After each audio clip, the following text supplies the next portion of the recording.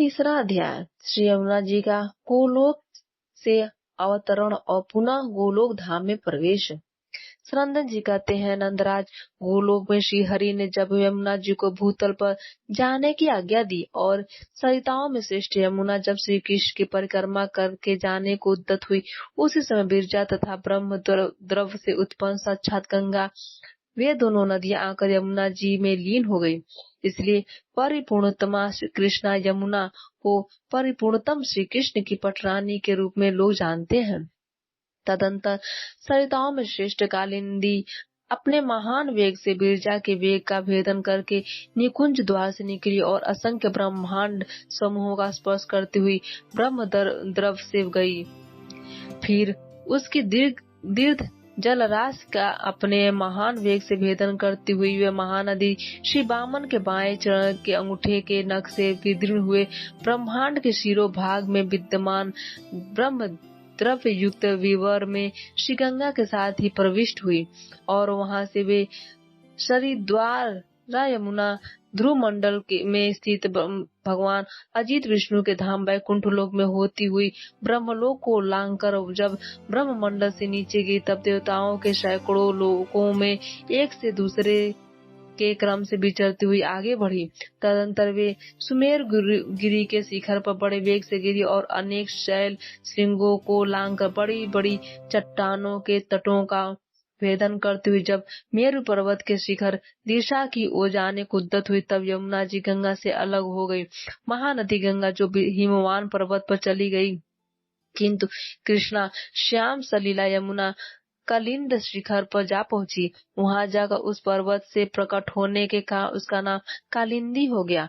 कालिंद गिरी के शिखरों से टूटकर जो बड़ी बड़ी चट्टानें गिर पड़ी थी, उसके सुदृढ़ तटों को तोड़ती फोड़ती और भूमंडल पर लौटती हुई वेगवती कृष्णा कालिंदी अनेक देशों को पवित्र करती हुई खांडवन में इंद्रप्रस्थ या दिल्ली के पास जा पहुंची। यमुना जी साक्षात पूर्णतम भगवान श्री कृष्ण को अपना पति बनाना चाहती थी, इसलिए वे परम दिव्य देह धारण करके खांडवन में तपस्या करने लगी। यमुना के पिता भगवान सूर्य ने जल के भीतर ही एक दिव्य गेह का निर्माण कर दिया था, जिसमें आज भी वे रहा करती हैं। खांडवन से वेग पूर्वक चलकर कालिंदी ब्रज मंडल में श्री वृंदावन और मथुरा के निकट आ पहुंची। महावन के पास शीघ्रता में रमण स्थल में वे प्रभावित हुई। श्री गोकुल में आने पर परम सुंदर यमुना ने विशाखा सखी के नाम से अपने नेतृत्व में गोप किशोरियों का एक यूथ बनाया और श्री कृष्णचंद्र के रास में सम्मिलित होने के लिए उन्होंने वही अपना निवास स्थान निश्चित कर लिया। तदंतर वे जब ब्रज से आगे जाने लगी, तब ब्रज भूमि के वियोग से विह्वल हो प्रेमानंद के आंसू बहाती हुई पश्चिम दिशा की ओर प्रवाहित हुई। तदंतर ब्रज मंडल की भूमि को अपने बार वेग से 3 बार प्रणाम करके यमुना अनेक देशों को पवित्र करते हुए उत्तम तीर्थ प्रयाग में जा पहुंची। वहां गंगा जी के साथ उनका संगम हुआ और वे उन्हें साथ लेकर क्षीर सागर की ओर गयी। उस समय देवताओं ने उनके ऊपर फूलों की वर्षा की और दिग्विजय सूचक जय घोष किया। नदी शिरोमणि कालिंदी नंदनी कृष्ण वर्णा श्री यमुना ने समुद्र तट पर पहुंचकर गदगद वाणी में श्री गंगा से कहा। यमुना ने कहा, समस्त ब्रह्मांड को पवित्र करने वाली गंगे, तुम धन्य हो। साक्षात श्री कृष्ण के चरण बिंदु से तुम्हारा प्रादुर्भाव हुआ है, अतः तुम समस्त लोगों के लिए एकमात्र वंदनीय हो। शुभ है, अब मैं यहाँ से ऊपर उठकर श्री हरि के लोक में जा रही हूँ। तुम्हारी इच्छा हो तो तुम भी मेरे साथ चलो। तुम्हारे समान दिव्य तीर्थ न तो हुआ है और न आगे ही होगा। गंगा सर्वतीर्थमयी है, अतः सुमंगले गंगे, मैं तुम्हें प्रणाम करती हूँ। यदि मैंने कभी कोई अनुचित बात कही हो तो उसके लिए मुझे क्षमा कर देना। गंगा बोली, कृष्ण, संपूर्ण ब्रह्मांड को पावन करने वाली तो तुम हो, अतः तुम्हें धन्य है। श्री कृष्ण के वामांग से तुम्हारा प्रादुर्भाव हुआ है। तुम परमानंद स्वरूपणी हो, साक्षात परिपूर्णतमा हो, समस्त लोकों के द्वारा एकमात्र वंदनीय हो। परिपूर्णतम परमात्मा श्री कृष्ण की भी पटरानी हो, अतः कृष्ण, तुम सब प्रकार से उत्कृष्ट हो। तुम कृष्ण को मैं प्रणाम करती हूँ। तुम समस्त तीर्थों और देवताओं के लिए भी दुर्लभ हो। गोलोक में भी तुम्हारा दर्शन दुष्कर है। मैं तो भगवान श्री कृष्ण की ही आज्ञा से मंगलमय पाताल लोक में जाऊंगी। यद्यपि तुम्हारे वियोग के भय से मैं बहुत व्याकुल हूँ, तो भी इस समय तुम्हारे साथ चलने में असमर्थ हूँ। ब्रज के रासमंडल में मैं तुम्हारी यूथ में सम्मिलित होकर रहूंगी। हरिप्रिय, मैंने भी यदि कोई अप्रिय बात कह दी हो तो तुम उसके लिए मुझे क्षमा कर देना।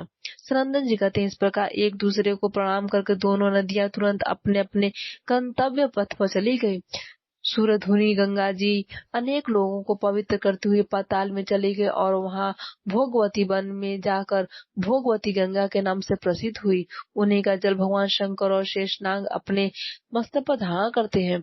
इधर कृष्ण अपने वेग से सप्त सागर मंडल का भेदन करके सातों द्वीपों के भूभाग पर लौटती हुई और भी प्रखर वेग से आगे बढ़ी। सुवर्णमयी भूमि पर पहुंचकर लोकालोक पर्वत पर गई।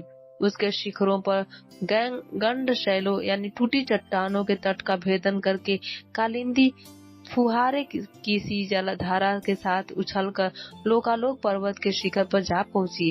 फिर वहां से उद्धर्व गमन करती हुई स्वर्गवासियों के स्वर्गलोक तक जा पहुंची। फिर ब्रह्मलोक तक के समस्त लोकों को लांघकर श्री हरि के पद चिन्ह में विलाचित श्री ब्रह्मदर्भ से युक्त ब्रह्मांड विवर से होती हुई आगे बढ़ गई। उस समय समस्त देवता प्रणाम करते हुए उनके ऊपर फूलों की वर्षा कर रहे थे। इस तरह सरिताओं में श्रेष्ठ यमुना पुनः श्री कृष्ण के गोलोक धाम में आरूढ़ हो गई।